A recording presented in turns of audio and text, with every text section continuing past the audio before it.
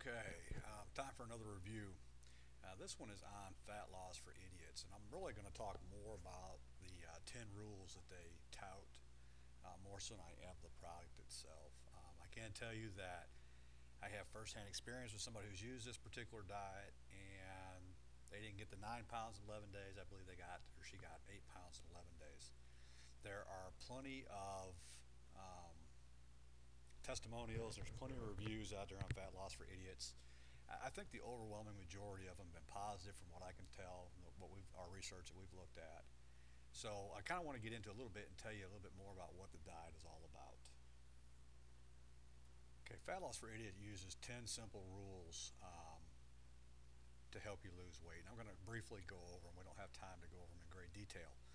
But rule number one is manipulating calories, and I'm not going to read the page to you, but basically what they're talking about is rotating the different types of calories. You've got protein, carbohydrates, and fats.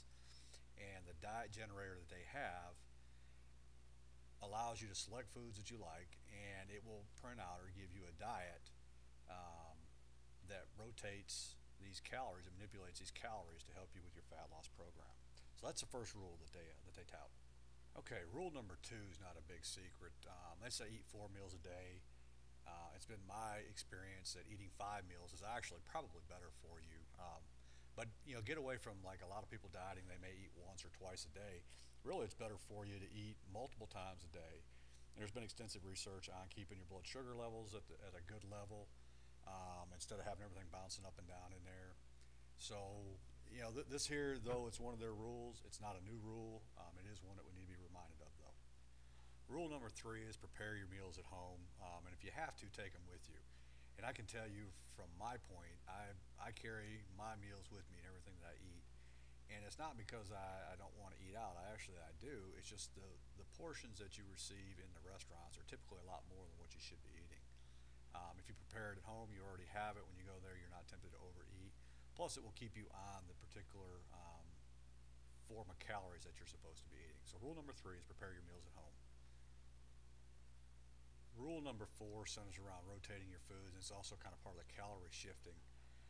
What you want to do is have different portions of carbs and proteins on different days and kind of mix them up so that your body doesn't get used to any one thing.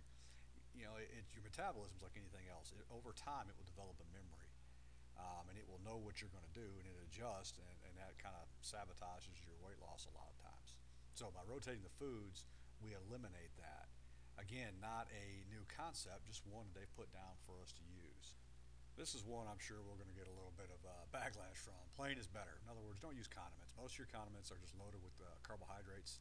Carbohydrates are what your body converts into fat, and that's what it stores up. And this is not a low carb or no carb diet by any means, but in sticking with the food rotation that we want to do, we do want to stay within the bounds of the diet. So when we add the condiments on there, whatever type they may be, we're adding a lot of extra carbs that we don't necessarily need.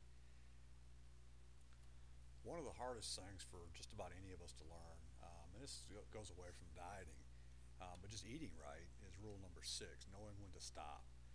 Most of us eat until we feel completely full. And then if it's on a Thanksgiving, we'll lay up on the couch all day and nap. Really, you need to stop right before you get to that point. You still want to be just a little bit hungry when you quit eating. And that's rule number six of fat loss for idiots. They go into more detail about it. But, knowing when to stop is very important. Rule number seven concerns beverages and what you should and shouldn't drink. Their rule is 10 calories or less per glass. I'm not a big fan of diet sodas or iced tea or or coffee, and there's a lot of reasons behind it. I'm not going to get into that. But for weight loss, a lot of the fruit juices that everybody touts that we should be drinking, they have a lot more calories than 10. You're better off to stay away from those in the beginning. I would say stick to water would be my advice versus the diet sodas. But with this particular plan, you can drink the diet sodas and you can drink the low-cal coffee. Rule 8 gets back into the drinking the water to help burn the fat. Our bodies, it needs a certain mixture to perform at its peak. Drinking 8 to 10 glasses of water per day is important. It helps with the digestion. It helps keep you properly hydrated. And it will also help make you feel a little bit full, which helps with the overeating. I strongly suggest, and I agree with this rule completely, that 8 to 10 glasses of water per day is a minimum. It wouldn't hurt if you drank a little bit more.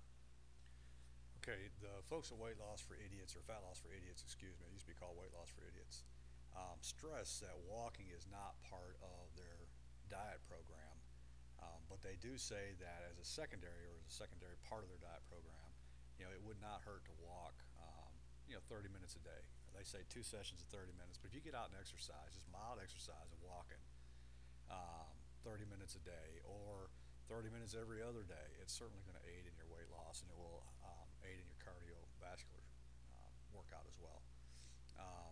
They say that, and they stress that you don't need it for the first part of the diet, but I would strongly suggest, if you can find it in your time, to get out and just walk 30 minutes every day.